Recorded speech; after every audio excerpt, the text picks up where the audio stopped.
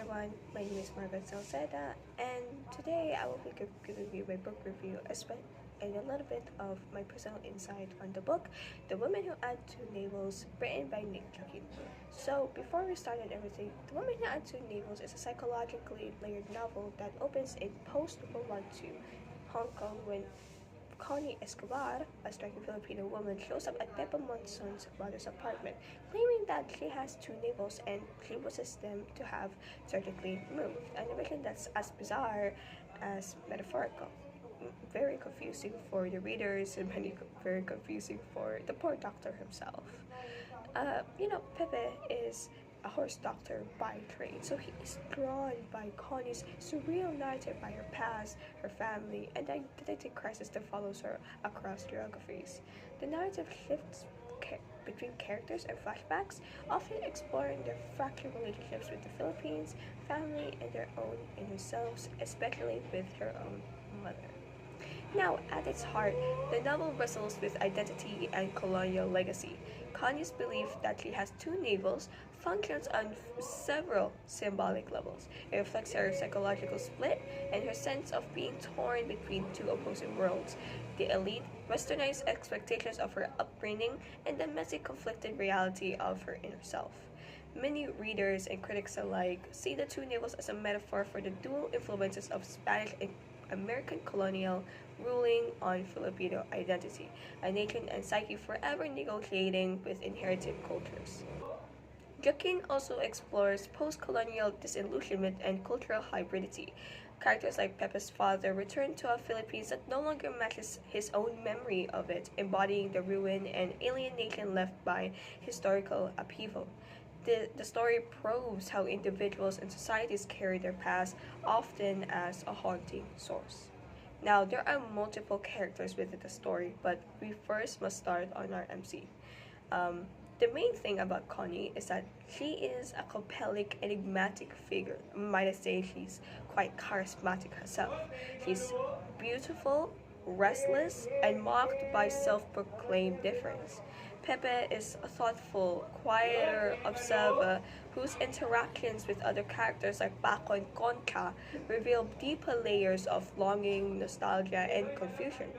Joaquin's style blends dreamlike sequence with grounded cultural commentary, and the shifting perspectives create a sense of emotional and historical fog that mirrors the characters' inner turbulence.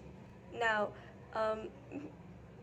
I must say that the book, upon first reading it, I honestly did not understand it a lot, so I had to read it a few more times for me to understand what is really going on. There's a metaphorical death. There's like actual death at the middle of it. There's like an exorcism post at this near the end of the book, which actually caught me by surprise when I suddenly figure out what's going on. I was not expecting religious trauma, but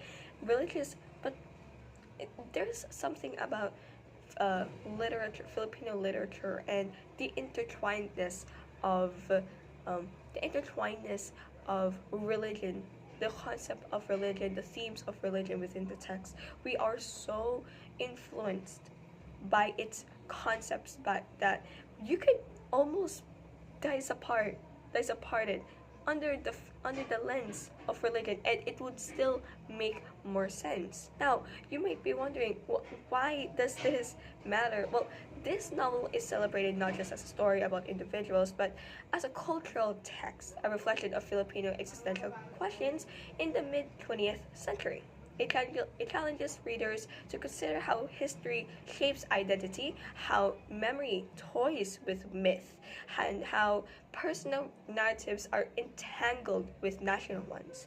While some modern readers find its symbolism and non-linear structure demanding, many appreciate its depth and the way it captures the melancholy and complexity of its setting and time. Now, here's another thing that I really enjoy about the book. There are certain scenes that seem so graphic, so gory, so unsettling, so uncomfortable. But the way it's written, there's almost a distance. There's almost a distance between the narrator and the reader. as if as if this is happening on a regular occurrence, as if this is something that we should be used to. There's a sense of melancholy, there's a sense of being used to it, there's a sense of I already know what's going on, so let's just pass through this.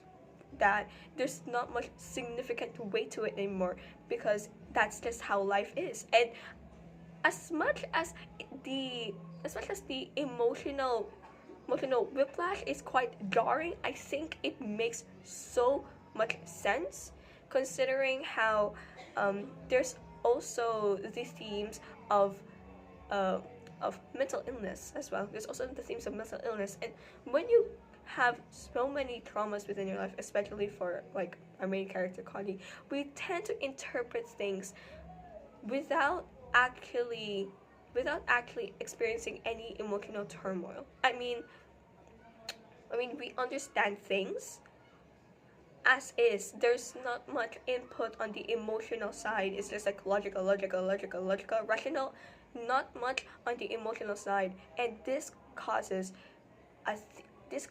into a theme that is similar to dissociation, feeling like a ghost in your own body, that we are just observers, and portraying the readers as just like observers into this hectic life that we've seen as early as chapter 1.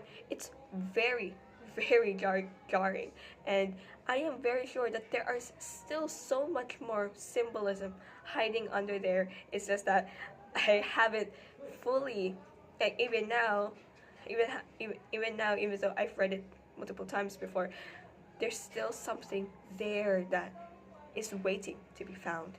In short, in conclusion, The Woman Who Had Two Navels is a haunting, rich, symbolic novel about identity, history, and the burdens of the past. It is both intimate and epic in scope, a story that uses the personal to explore the political and the psychological to illuminate the cultural.